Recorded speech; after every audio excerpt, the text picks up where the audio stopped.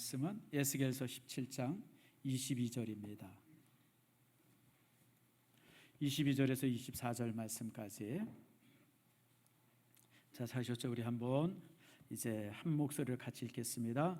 주 여호와께서 이같이 말씀하시되 내가 백향목 꼭대기에서 높은 가지를 꺾어다가 심으리라. 내가 그 높은 세 가지 끝에서 연한 가지를 꺾어 높고 우뚝 솟은 산에 심되 이스라엘 높은 산에 심으리니 그 가지가 무성하고 그 열매를 맺어서 아름다운 백향목이 될 것이요 각종 새가 그 아래에 깃들이며 그 가지 그늘에 살리라. 들의 모든 나무가 나 여호와는 높은 나무를 낮추고 낮은 나무를 높이며 푸른 나무를 말리고 마른 나무를 무성하게 하는 줄 알리라. 나 여호와는 말하고 이루느니라 하라. 아멘. 기도하겠습니다. 하나님 감사합니다. 이번 주 토요일 날 정말 하나님께서 사랑하시던 아들 예일이가 이제 보라와 함께 결혼식을 합니다. 오늘 성도들 앞에 같이 인사했습니다. 저들의 축복의 가정 이루게 하시고 하나님께서 기뻐하시는 아름다운 가정 이룰 수 있도록 복과 은총 내리워 주시옵소서. 오늘 이 시간 말씀을 함께 나눕니다. 말씀이 우리에게 놀라운 은혜가 되게 하시고 말씀 안에서 우리 인생이 새로워지는 축복 주님 내리워 주시옵소서. 감사드리고 예수님의 이름으로 기도드립니다. 아멘. 자, 우리 옆 사람과 한번 인사합니다. 축복합니다. 주의 전에 오신 여러분들 축복하고 사랑합니다. 저기 너무 반가운 것 같아요.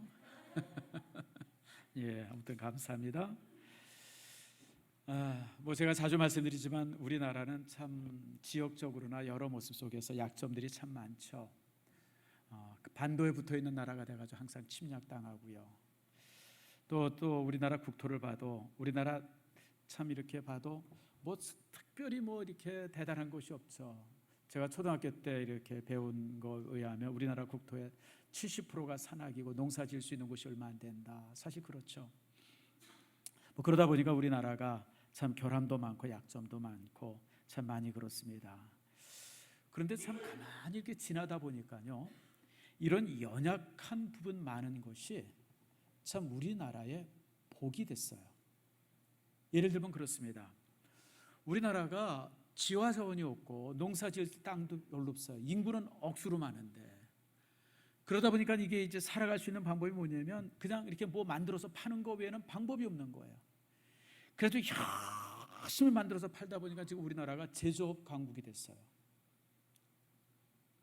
여러분, 독일과 대한민국 뭐 또 그다음에 이제 일본 정도 또 뭐 이제 중국도 포함이 되지만 우리나라가 세계적으로 제조업 강국입니다. 우리나라에서 못 만드는 게 없습니다. 또 만들면 우리나라에서 만들면 또 이제 세계에서 가장 좋은 게 되어지죠. 또 우리나라가 지형적으로 이렇게 여러 가지 어려움이 있죠. 대륙의 침략을 많이 당하지 않았습니까? 그러다 보니 그리고 또 이제 또 북쪽에 또 이제 북한이 있고 그러죠. 그러다 보니까 이제 북한이랑 경계하면서 또 이러면서 참 나라가 참 국방비로 쓰여지는 금액도 엄청 많고요. 참 우리 또 젊은이들이 다 또 군대 가는 뭐 이런 일들도 있고 그래요. 그래서 참 이러면서 우리나라가 세계에 있어서 어떤 그 방산 산업에 아주 그 대단한 나라가 됐어요. 여러분 아마 놀랄 텐데 폴란드라고 하는 나라가 얼마 전에 우리나라한테 탱크나 대포나 비행기나 이런 것들은 무슨 뭐 10조 뭐 12조 원인가 뭐 그렇게 사가겠다 그래가지고 뭐 우리가 깜짝 놀랐어요. 야, 그 어떻게 이렇게 많은 걸 사가나? 근데 이유가 뭐냐면 우리나라가 이 약점으로 생각했던 게 우리나라 방산 산업에 다 이게 이 장점이 됐답니다. 예를 들면 이런 거예요.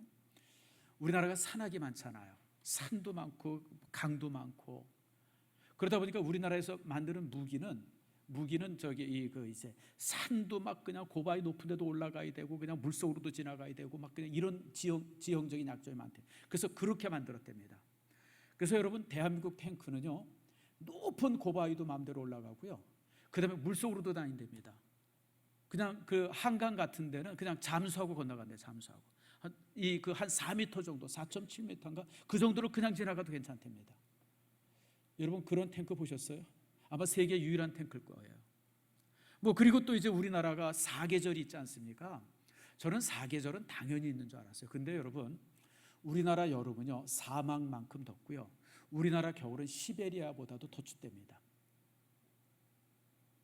여러분 모스크바에 살던 선교사들이 들어오면 겨울에 들어오면요 한국이 더 춥대요. 그래서 야 이 사람아 당신들이 위도가 우리나라보다 한 30도가 높은데 왜 더 추워 그랬더니 아이고 모스크바는 그렇게 춥지 않아. 한국 추위는 그냥 뼛속까지 스며들어. 뭐 그래요. 그런 얘기 종종 들어보셨죠?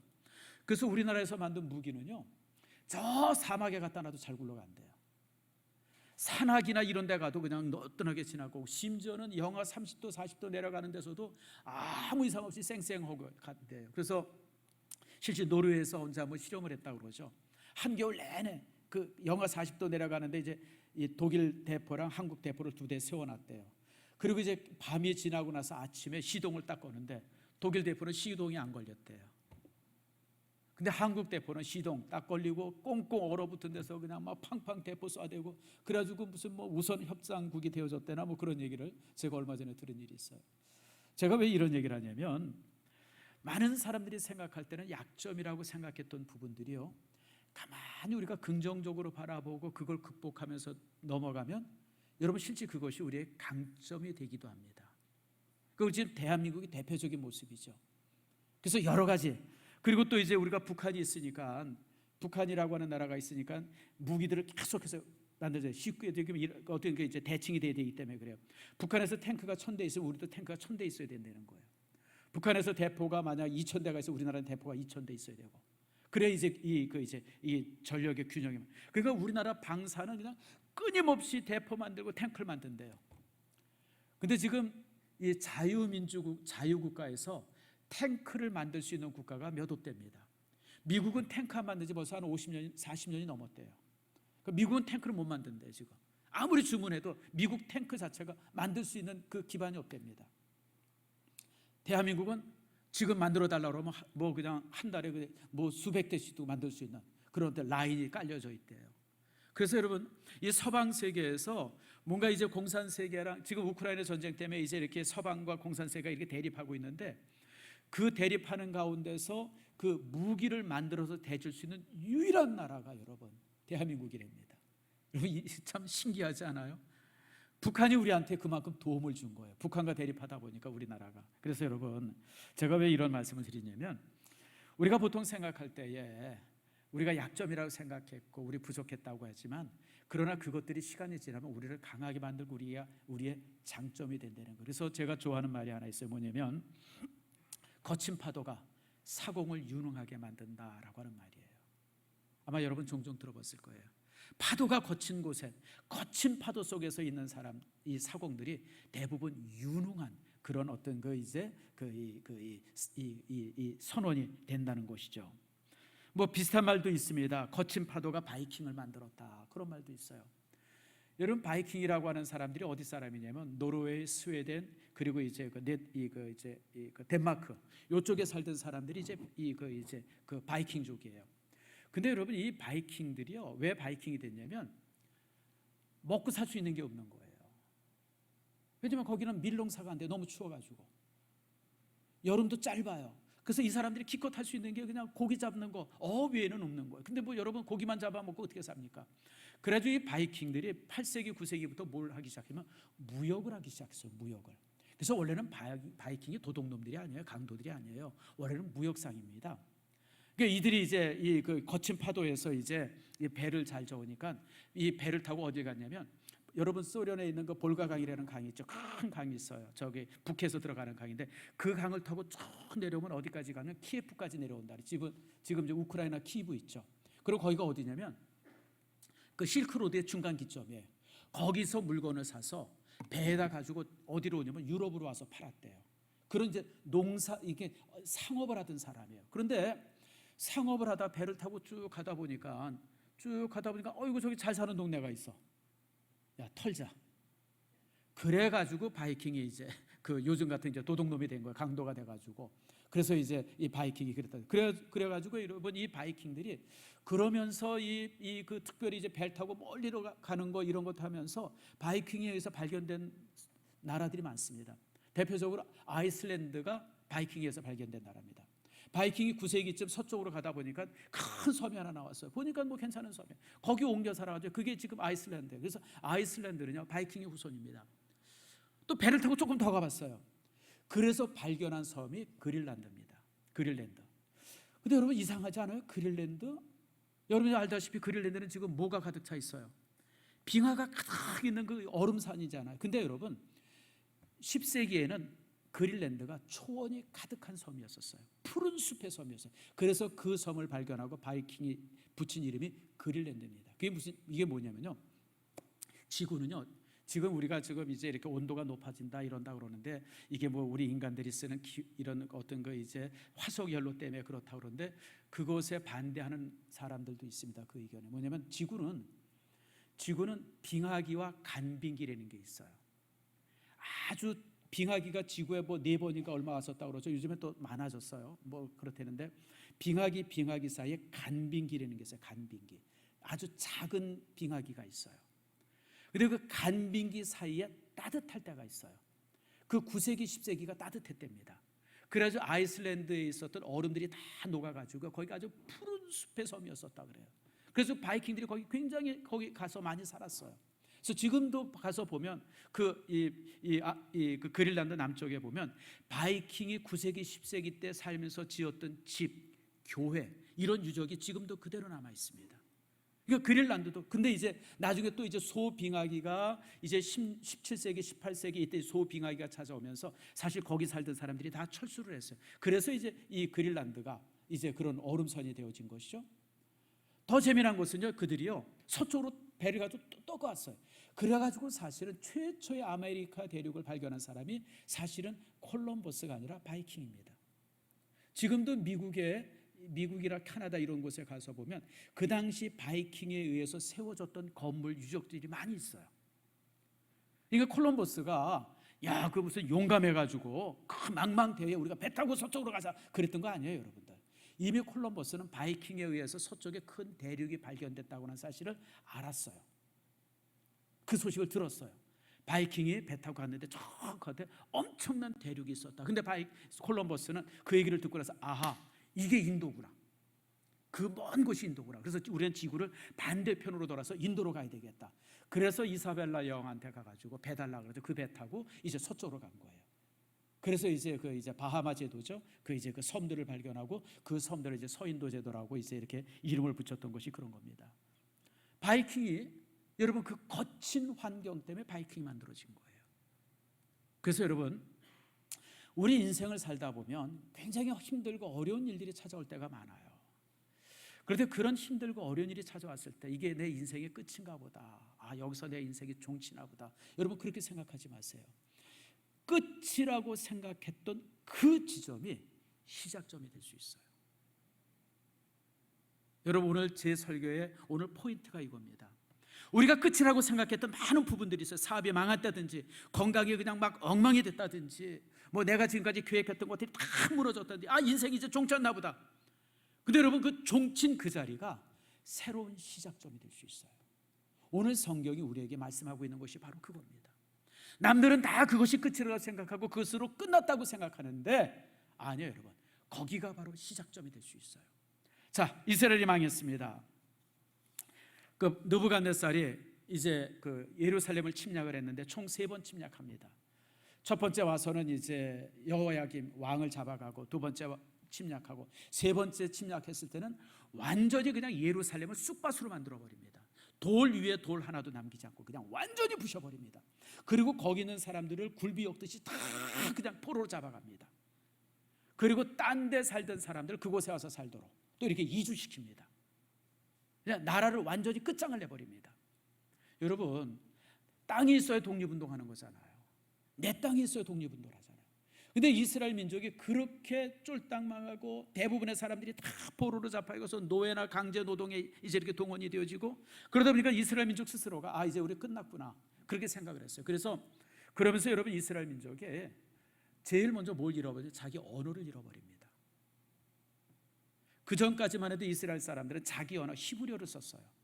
그러다가 바벨론 땅에 와서 60년 70년 살면서 자기 언어를 잃어버리고 바벨론 언어를 쓰기 시작합니다. 그때부터 이스라엘의 언어가 바뀝니다. 예수님도요 히브리어로 설교하지 않았어요. 예수님도 설교를 바벨론 언어 아람어로 설교했습니다.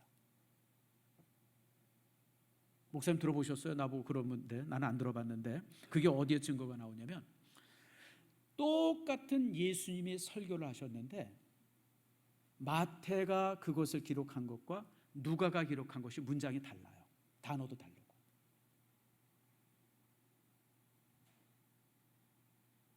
그래서 많은 학자들이 왜 이게 다를까?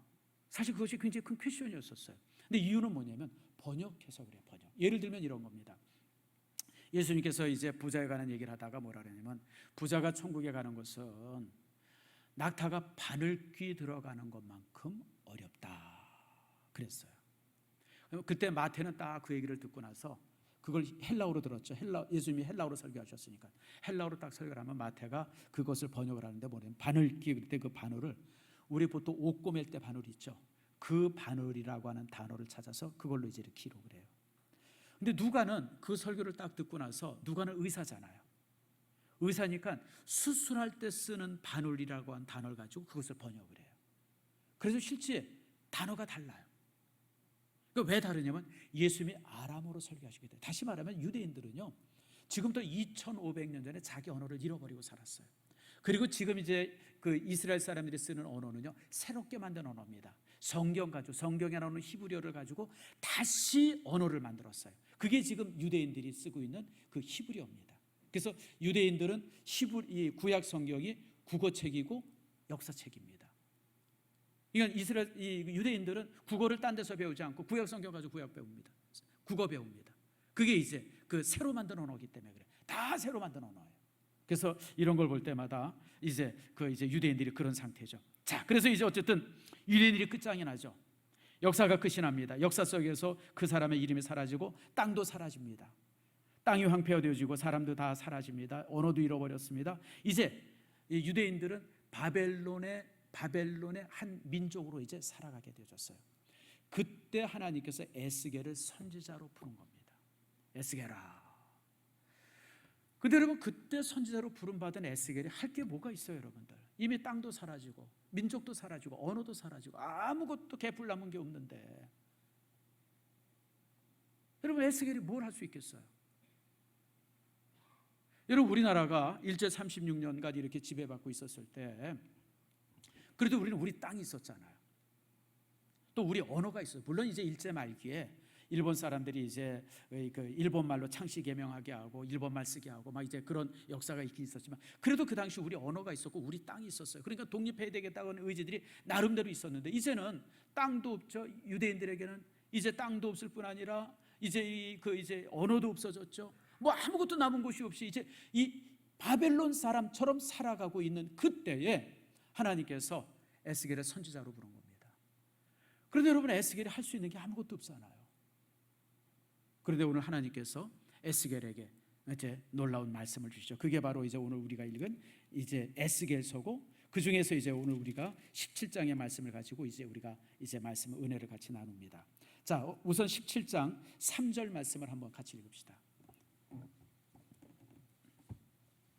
17장 3절 다 찾으셔서 제가 한번 읽겠습니다. 여호와께서 이같이 말씀하여 이르시되 색깔이 화려하고 날개가 크고 깃이 길고 털이 숱한 큰 독수리가 레바논에 이르러 백향목 높은 가지를 꺾되. 이게 비유예요. 무슨 비유냐면 큰 날개를 가진 독수리, 이게 바로 뭐냐면 바벨론을 말합니다. 바벨론, 느부갓네살 임금을 말해요. 엄청나게 큰 독수리가 날라와 가지고 이 레바논이 이제 이 이스라엘 땅의 북쪽이거든. 그쪽에 딱 가서 거기서 백향목 가지를 꺾었다. 다시 말하면 나라를 멸망시켰다는 거예요. 나라를 멸망시켰어요. 끝났어요. 자, 근데 이제 4절에 또 이렇게 말합니다. 그 연한 가지 끝을 꺾어 가지고 버린 것이 아니라 장사하는 땅에 이르러 상인의 성읍에 두고 또 그 땅의 종자를 꺾고 옥토에 심되. 무슨 말인지 아시죠? 꺾어서 백향목의 가지를 꺾어서 땅에 버린 게 아니라 그것을 옮겨서 여기 보니까 상인의 성읍, 상인의 성읍이라고 하는 것은 굉장히 번성한 성읍을 말해요. 여러분, 다시 말하면 이것은 이제 그 바벨론의 수도를 말하는데 바그다드죠. 거기를 말하는데 거기다 갖다 심었다는 거예요. 버린 것이 아니라 심었다는 거예요. 자, 다시 말하면 이런 뜻입니다. 현실은 뭐냐면 이스라엘이 멸망당했어요. 왕이 이제 눈이 뽑혀서 붙잡혀 갔어요. 그리고 백성들은 그냥 굴비역듯이 엮여가지고 그냥 노예로 다 팔려갔어요. 이제 그래서 바벨론 땅에 가가지고 그냥 흩어져서 거기서 노예로 살고 강제 노동에 이제 동원돼서 이제 그렇게 살아가고 있어요. 이게 현실이에요. 근데 하나님께서는 그걸 갖다 어떻게 말씀하시면 그게 현실이 아니다. 진짜는 뭐냐면 내가 이스라엘 민족의 연약한 가지를 꺾어서 지금 바벨론 땅에다 이식시킨 것이다. 이제 여기서 크게 자라서 엄청난 민족을 이루게 될 것이다. 바로 이제 본문이 그걸 말하고 있어요. 그리고 그것을 좀 더 설명하는 것이 오늘 우리가 읽은 22절, 23절, 24절입니다. 여기 다시 한번 설명하죠. 자, 22절에 또 뭐라 그럽니까? 내가 백향목 꼭대기에서 높은 가지를 꺾어다가 심으리라. 어떻게 한다고요? 심는다. 백향목 가지에 높이 있는 가지를 뚝 꺾어가지고 버린 게 아니라 그 가지를 가져다가 심어요. 그래서 심어요. 그래서 우뚝 솟은 산에 심는데 그 심어진 나무가 어떻게 되어져요? 무성하게 열매를 맺어서 아름다운 백향목이 될 것이고 각종 새가 그 아래 깃들며 그 가지 그늘에 살리라. 다시 말하면 이스라엘 민족이 끝난 것이 아니라 그 이스라엘 민족을 통해서 그 이식된 민족이 다시 번성한 민족이 되어져서 그 민족을 통해서 수많은 사람들이 그 속에서 평안함을 갖게 되어질 거라는 거예요. 어떻게 생각하면 가당치 않은 말씀이죠. 에이, 하나님 농담하세요. 지금 다 노예로 사는데 이들이 뭐 하겠어요. 아마 그런 마음이 들 거예요. 그런데 하나님께서 24절에 또 이렇게 말합니다. 무슨 소리야? 들에 놓붙은 나무들이 나 여호와가 어떻게 하는지 알게 되는데, 하나님, 나는 높은 나무를 낮은 나무가 될 것이고 낮게 하시고 낮은 나무를 높게 할 거야. 메마른 나무를 푸르른 나무로 만들 거야. 그러면서 따라합시다. 나 여호와는 말하고 이루느니라. 내가 말했어. 내가 말한 대로 내가 이룰 것이야. 이걸 말해. 그래서 여러분, 에스겔서는 그 희망의 성경이고요, 회복의 성경입니다. 오늘 하나님께서 에스겔을 통해서 너희들이 지금 망했다고 절망하지 마. 네가 망한 게 아니야. 네가 끝난 게 아니야. 내가 너를 통해서 더 큰 일을 이룰 거야. 지금 이 과정을 통해서 내가 너를 번성한 나무가 될 것이고, 그리고 번성함 속에서 너희를 위대한 민족을 만들어 줄 것이고, 너희들 민족을 통해서 각종 새가 그 아래 깃들고 그 가지 그늘 아래 살게 될 것이다. 이스라엘 민족을 위대한 민족으로 만들어 줄 것이야. 그것은 내 말이고 내가 말한 대로 이룰 것이다. 주께서 말씀하신 거예요. 사실 여러분, 이 말씀이 지금부터 2500년 전 말씀인데요, 지금 그대로 여러분들 성취되고 있잖아요. 여러분, 유대인들은요, 전체 인구가 지금 한 2천만 정도 됩니다. 유대 땅 안에 살고 있는 유대인들이 한 800만 정도 되고요, 유대 땅 바깥에 그 바깥에 살고 있는 유대인들이 한 800만 정도, 그래서 한 1600만 뭐 그 정도 된다고 그러죠. 세계 인구가 지금 한 70억이 넘어서 80억 가까이 되지 않습니까? 그래서 세계 인구와 비교해 보면 유대인들은 전체 세계 인구의 0.3%밖에, 숫자는 아주 조금 0.3%. 근데 여러분, 이 유대인들이 세계 경제를 지배하고 있어요. 여러분이 알만한 재벌들은 다 유대인들입니다. 다 유대인들이에요. 뭐 주식 잘하는 사람들, 뭐 우리나라도 뭐 그 뭐죠? 나 이름도 기억 안 나요. 그런 사람들, 주식으로 돈 버는 사람들이 다 유대인들이에요. 빌 게이츠 이런 사람들 다 유대인입니다. 과학자들, 노벨상 받은 과학자들의 3분의 1이 유대인들이죠. 여러분, 미국의 영화 산업이, 메이저 영화 산업이 9개 있는데 그 중에 8개가 유대인입니다. 여러분, 우리가 보고 있는 영화들이 대부분 다 유대인들이 만든 영화입니다. 그래서 여러분, 영화 속에 유대인들에게 대해서 나쁘게 말한 내용들이 거의 모든 영화에 없습니다. 문학, 음악, 여러분, 유대인이 없는 이 지역이 없어요. 2500년 전에 쫄딱 망해가지고 그렇게 그냥 정말 끌려갔던 그 보잘것없는 그 노예들이 하나님께서 이제 상업하는 도시에 옮겨 심고 이런 과정을 통해서 이제 엄청나게 큰 백향목으로 자랄 것이고 그 자란 나무를 통해서 수없이 많은 사람들이 그 그늘 아래 깃들 것이고 그 가지에 앉을 것이라고 하는 말씀이 지금 그대로 성취된 것을 우리가 보게 되어져요. 놀라운 예언이죠. 여러분, 사실 이런 말씀을 우리가 보게 되어지면 여러분 정말 소름이 끼쳐요.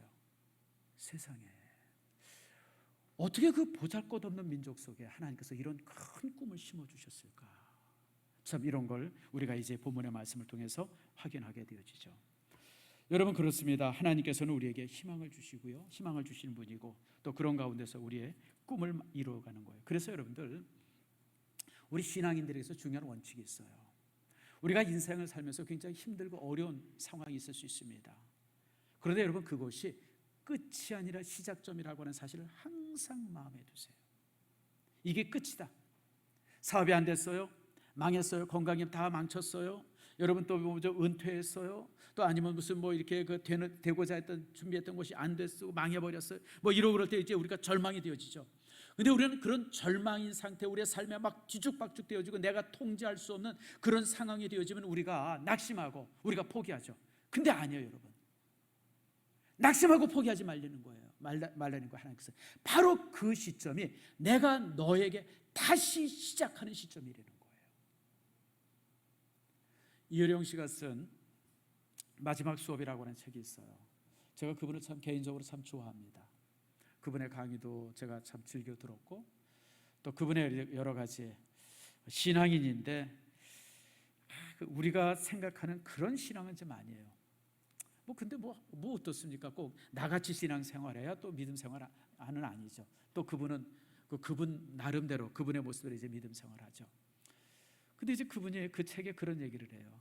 자기는 질서 정연한 게 싫대요. 질서가 정연하면 거긴 생명이 없다는 거예요. 자기는 뭐가 좋으냐면 막 뒤죽박죽 되어지고 그냥 막 카오스 상태죠. 막 그런 상태가 자기가 좋다는 거예요. 왜냐하면 거기서는 뭔가 할 수 있기 때문에. 근데 너무 질서가 정연해지면 자기가 거기서 할 수 있는 게 아무것도 없다는 거예요. 창조적인 활동이 이루어지지 않는다는 거예요. 그냥 부속이 되는 거지. 근데 막 엉망진창으로 엉켜져 있으면 자기는 그 속에서 뭔가 창조할 수 있는 그런 기회를 발견한다는 거예요. 그래서 제가 그 장면을 이렇게 읽으면서 참 이분이 참 대단한 분이구나. 그래서 자기는 뭔가 이렇게 공부를 하고 나서 공부를 하면 그 한 공부에 빠져서 거기에 이렇게 그런 적이 없대요. 한 공부 마치면 얼른 다른 공부를 간다는 거예요. 왜냐하면 더 이상 할 게 없다고 생각하면 그것으로 그냥 평생 밥 벌어먹고 사는 게 아니라 다른 거 한다는 거예요. 계속해서 그래서 자기는 전공이 되게 많다는 거예요. 그래서 제가 그런 모습을 보면서 참 이분이 참 대단하구나 그런 생각을 했어요. 여러분, 그래요. 우리 인생 속에 무너지고 깨지고 이렇다고 하는 것은 새로운 기회를 주시는 거예요. 지금까지 내가 살던 삶이, 내가 만들어둔 삶의 부분들이 있잖아요. 정연하게 수십 년 살아왔던 삶의 규격들이 있잖아요. 사실 그 속에서는 내가 할 수 있는 게 별로 없어요. 그렇잖아요, 여러분들. 목사님, 저도 마찬가지예요. 일주일 내내 삶이 항상 정형화되어 있어요. 네? 매일 새벽에 새벽 예배해야 되고, 월요일날, 화요일날은 이제 다음 주일날 설교해야 될 준비를 하루 종일 그 설교 준비를 해야 되고, 또 수요 예배 드려야 되고, 또 뭐 금요일 되어지면 뭐 금요일 시간. 그냥 항상 이렇게 규격화되어 있는 것이 내 인생이고 그렇게 지금까지 수십 년을 살아왔어요. 여기에 무슨 창조가 있어요? 근데 어느 날 이 모든 것이 무너져요. 다 깨져버려요. 내가 지금까지 살았던 삶이 다 없어진 거예요. 바로 그 순간이 우리가 뭔가 새롭게 시작할 수 있는 점이라는 거예요. 오늘 하나님께서 주시는 말씀이 바로 그거예요. 이스라엘 민족이 지금까지 이 독립된 국가로서 한 500여 년간 평안히 잘 살았는데 하나님께서 그것을 다 무너뜨려 버렸어요. 완전 카오스가 되어버렸어요. 혼돈이 되어버렸어요. 오늘 그 속에서 내가 너희 민족을 새롭게 만들겠다는 거예요. 새롭게. 그래서 여러분들, 여러분의 인생 속에 이렇게 어렵고 힘든 일이 닥치고 혼란스러움이 닥칠 때 여러분들 두려워하지 마세요. 하나님께서 나를 통해서 뭔가 새로운 일을 하실 거라고 하는 기대를 갖기를 축복합니다. 여러분, 오늘 특별히 제가 좋아하는 말씀이 우리 본문에서 바로 이 부분이에요. 주님께서 이 가지를 이렇게 꺾는데 여러분, 연한 가지를 꺾어서 높고 우뚝 선 이 산에 심겠다 그러셨어요. 연한 가지. 4절에도 말씀하시고 그 연한 가지 끝을 꺾어. 그 다음에 또 이제 우리 또 이제 22절 말씀에도 보니까 연한 가지를 꺾었다라고 말씀하세요. 여러분, 저는 이 말씀이 굉장히 은혜가 돼요. 우리가 연하기 때문에 하나님 앞에 쓰여지는 거예요. 다시 말하면 우리가 약하기 때문에 하나님 앞에 쓰여진다고 하는 사실을 기억하세요. 묘하게 하나님께서는 강한 사람을 쓰지 않습니다. 그리고 강한 사람을 쓸 수 있는 기회가 없습니다. 하나님께서 항상 연약한 사람을 들어서 쓰십니다. 여러분, 아브라함 보세요. 제가 전에 한번 그 이제 지도를 가지고 여러분에 설명했던 것처럼 아브라함이 4,000년 전에 하나님 앞에 부름을 받잖아요. 근데 아브라함이 어디 사람이요? 수메르 민족 사람입니다. 수메르는 최초의 고대 문명이죠. 세계 4대 문명 전에 있었던 문명이 이제 수메르 문명입니다. 근데 그 수메르가 바벨론에 의해서 멸망됩니다. 메소포타미아에서 멸망당하죠. 메소포타미아에서. 그럴 때 수메르인들 중에서 대부분의 수메르인들이 다 북쪽으로 도망을 그냥 흩어집니다. 수메르인들이 그 당시 다 이제 흩어져요. 그래서 북쪽으로 흩어져요. 근데 우리나라 이 국뽕에 사로잡힌 사람들이 뭐라 그러냐면 그때 수메르인이 산 넘고 물 건너 바다 건너서 어디까지 가냐면 백두산까지 왔다는 거예요. 그래서 고조선 만들었다. 우리 이제 단군이 수메르인의 후예다. 듣기는 좋은데 내가 볼 때 뻥이에요. 거기까지 안 왔어요. 그냥 사라졌어요. 근데 이제 그 당시 그런 상태인데 아브라함이 막 그러고 이제 그 망한 나라의 백성이니까 뭔가 이게 뭔가 이제 떠나야 되는데 하나님께서 그 아브라함을 향해서 서쪽으로 가라고 명령하잖아요. 그래서 아브라함이 자기 식구들을 데리고 하란으로 그리고 가나안 땅으로 오게 되죠. 그러니까 아브라함은 그 당시 망한 나라의 이제 피난민이었었어요. 그 피난민을 들어서 하나님께서 자기의 백성을 삼으신 겁니다. 하나님께서는 약한 자를 들어서 쓰세요. 제가 좋아하는 말씀이 있어요. 자, 우리 이사야서 53장 2절에 있는 말씀인데 같이 한번 읽어봅시다. 시작. 그는 주 앞에서 자라나기를 연한 순 같고 마른 땅에서 나온 뿌리 같아서 고운 모양도 없고 풍채도 없은즉 우리의 보기에 흠모할 만한 아름다운 것이 없도다. 누굴 말하는 걸까요? 여러분을 말한 게 아니에요. 예수님을 말한 거예요. 예수님은 매력적인 부분은 손톱만큼도 없던 사람이 예수님이에요. 다시 말하면 흠모할 만한 아름다운 것이 없다 그랬어요. 아, 저 사람은 눈이 이뻐. 아, 저 사람은 키가 괜찮아. 여러분, 우리 르네상스 시대 때 그렸던 그림들 있죠. 성화들 보면 예수님이 얼마나 이쁘게 나옵니까? 머리 그냥 치렁하고 그냥 얼굴 그냥 잡티 하나도 없고 그냥 쌍꺼풀 쥐고 그냥 수염도 얼마나 또 멋있게 키웠어요. 근데 여러분 아세요? 르네상스 시대 때 예수님을 그릴 때 모델이 항상 여자였습니다. 우리 최 장로님 같은 분을 모델로 안 했어요, 여러분. 우리 옆에 있는 우리 권스 딸처럼 이 이쁜 딸을 가지고 모델로 다 그리고 그리고 뭐 그렸어요? 수염 그렸어요, 수염. 그래서 예수님. 그래서 여러분 예수님의 모델은 사실은 여자들이었었어요. 아이고 그래? 맞아요, 여러분. 근데 그 르네상스 때 그렇게 그렸던 것은 내가 볼 때 잘못 그린 거예요. 오늘 이사야서 53장에 보니까 예수님은 매력적인 부분은 하나도 없었던 그냥 시골 사람이에요, 시골 사람. 네? 그냥 시골에서 목수일하던 사람이에요, 목수일하던 사람. 울퉁불퉁하던 사람이에요, 그냥. 그게 예수님이에요. 그런데 그런 예수님, 그리고 여기 또 이 본문에 그 이사야서 53장에 보면 뭐라고 돼 있냐면 마른 땅에서 나온 뿌리 같다 그랬어요. 마른 땅에서 나온 뿌리. 여러분 바짝 말랐을 때 싹 나온 거 보셨어요? 물이 풍부하고 이럴 때 싹이 얼마나 괜찮게 나옵니까? 이쁘게 나옵니까? 근데 여러분 마른 땅에서 싹이 나오면 어떻게 그냥 비리비리하고 비실비실하잖아요. 예수님의 모습이 그랬다는 거예요. 못 먹어서 그냥 비틀어지는 모습. 그게 예수님의 모습이었다는 거예요. 그렇게 보잘것없는 모습의 예수님인데 하나님께서 그를 통해서 구원의 역사를 이루셔요. 온 인류를 구원하는 메시아가 되게 하십니다. 이게 하나님의 방법이에요. 그래서 여러분 저는 여러분들이 부족하고 모자르고 삶이 무너지고 막 엉켜지고 도저히 이제 내 인생에 아무런 아무런 희망이 없는 것처럼 보이는 그런 시점에 혹시 도달한다 그러면 여러분 낙심하지 마세요. 그게 새롭게 시작할 수 있는 시작점이 되어져요. 왜냐하면 하나님은 나를 사랑하시고 하나님은 전능하신 분이기 때문에 그래요. 아멘 하십니까? 여러분 여기서 중요한 것이 있어요. 특별히 여러분 중요한 것이 뭐냐면 여러분 하나님께서 가지를 딱 꺾었는데 그 가지가 무슨 가지라고요? 백향목가지예요. 백향목가지. 그러니까 우리가 지금 무너지고 쓰러지고 없고 가난하고 힘들고 연약할지라도 나는 백향목 가지라고 하는 사실을 여러분 잊지 마세요. 우린 쓰레기가 아니에요. 비록 내가 돈이 없는 것이지, 내가 건강이 좀 약한 것이지, 내가 가지고 있는 그런 어떤 그 조건들이 지금 연약할 뿐이지, 나는 여러분 쓰레기가 아니에요. 나는 백향목 가지라고 하는 꿈을 잊지 마세요. 이게 중요해요. 여러분 우리가 연약하다고 해서 꿈까지 연약하면 안 돼요. 우리가 가진 것이 없다고 해서 꿈도 가진 게 없어서는 안 돼요. 꿈은 우리가 항상 하나님 앞에 크게 꿔야 돼요. 예수님이 그러셨잖아요. 예수님이 12제자를 놔두고 이제 승천하실 때에 예수님께서 주셨던 유명한 말씀이 있어요. 사도행전 1장 8절 말씀이죠. 같이 한번 읽어봅시다. 시작. 오직 성령이 너에게 임하시면 너희가 권능을 받고 예루살렘과 온 유다와 사마리아와 땅끝까지 이르러서 내 증인이 되리라 하시니라. 여러분 이 말씀이 코미디예요. 솔직하게 얘기할게요. 코미디입니다. 왜 코미디냐면 예수님의 제자들이 어떤 제자들이었었어요? 예수님이 죽을 때 어떻게 했어요? 예수님이 3년씩 데리고 다니면서 먹고 가르치고 재우고 함께 했던 제자예요. 그것도 3년이나. 그런데 막상 예수님이 십자가에 체포 딱 될 때 다 어떻게 했어요? 다 도망갔어요. 다 도망갔어. 정말 여러분 가을에 저기 메뚜기 잡으러 가보셨어요? 저 어렸을 때 메뚜기 많이 잡으러 갔거든요.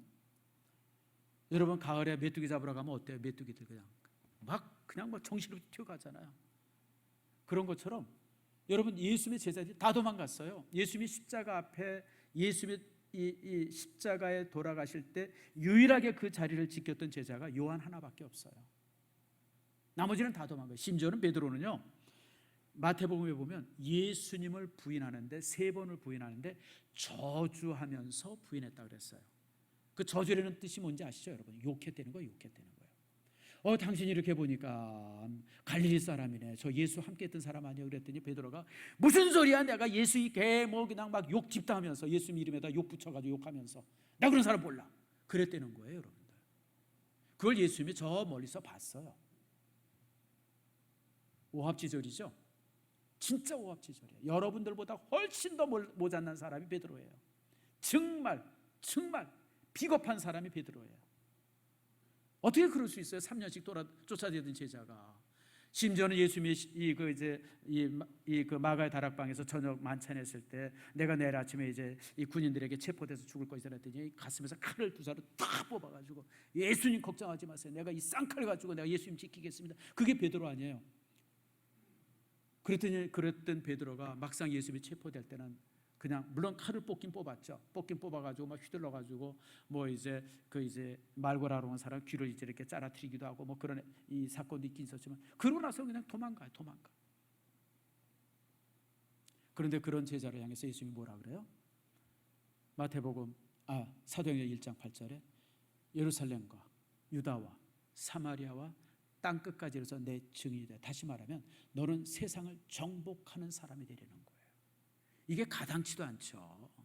이제 예수님 승천하면 다 도망갈 놈들인데 안 봐도 그림이 빤하잖아요, 여러분들. 주님이 부활하고 나타나셨다니까 다시 모여 있는데 주님이 떠나면 이제 다 도망가죠. 근데 예수님은 그렇지 않아. 너희들은 세상을 정복할 사람이야 라고 그들에게 명령을 내리는 거예요. 그런데 여러분 중요한 것이 사도행전 1장 8절의 그 앞에 있는 말씀이에요. 다시 한번 봅시다. 사도행전 1장 8절 따라합시다. 오직 성령이 너희에게 임하시면, 성령이 내 안에 함께 하시면 하나님의 영이 너를 사로잡으면 내가 권능을 받게 될 것이다. 큰 꿈을 꿀거리는 거예요. 위대한 꿈을 꿀거리는 거예요. 그러면 너희가 세상을 정복할 거라는 거예요. 여러분 우리가 보잘것없고 우리가 연약하다 할지라도 꿈도 작지 않길 바라요. 나는 여러분들이 큰 꿈을 꿀 수 있기를 축복합니다. 거친 목표가 우리를 강하게 만듭니다. 여러분, 사람들이요, 부드럽고 편안하면요, 거기에 익숙해져 버리면요, 사람은 여러분 못 쓰게 됩니다. 여러분, 우리가 편안한 거 좋아하죠? 근데 여러분, 편안한 게 되게 건강에 나쁩니다. 우리 성인병의 대부분이 평안함 때문에 옵니다. 여러분, 음식도 거친 음식을 먹는 사람들이 건강해요.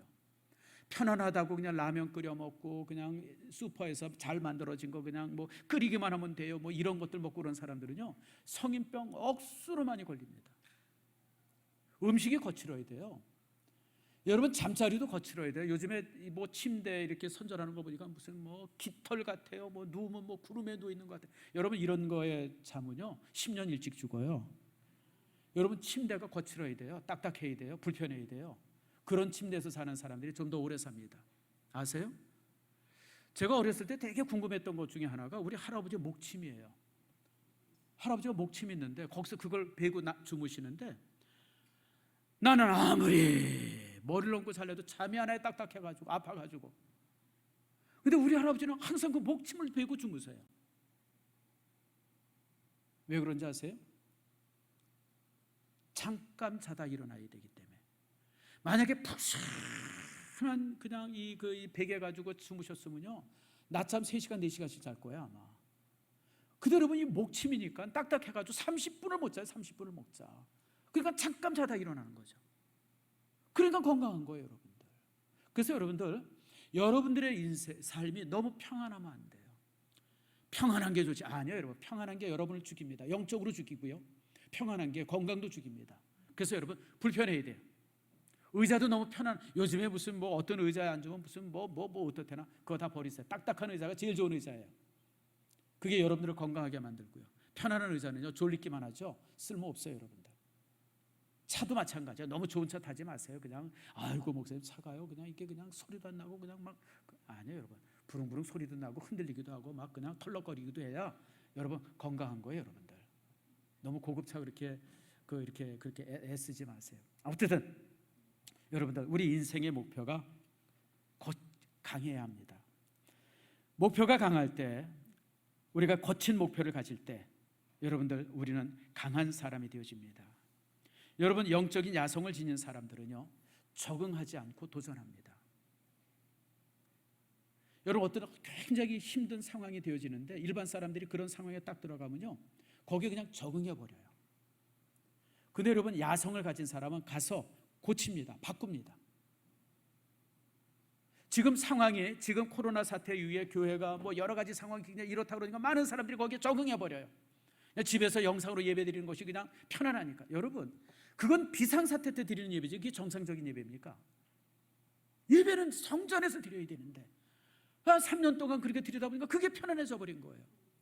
아이고, 뭐 그냥 넥타이 안 매도 되고 그냥 반바지 입고 런닝 입고 그냥 다리 쭉 뻗고 그냥 누워서 그냥 커피 마셔가면서 그냥 애들이랑 잡담하면서 전화 받아가면서 얼마나 좋아요, 얼마나 편안해. 그러고 예배하면서 거기에 익숙해져 버리는 거예요. 편안함에 익숙하면 병들기 시작합니다. 여러분, 두고 보세요. 이제 그렇게 신앙생활하는 사람은 신앙의 병이 듭니다. 목장 예배 안 모이니까 얼마나 편안해요.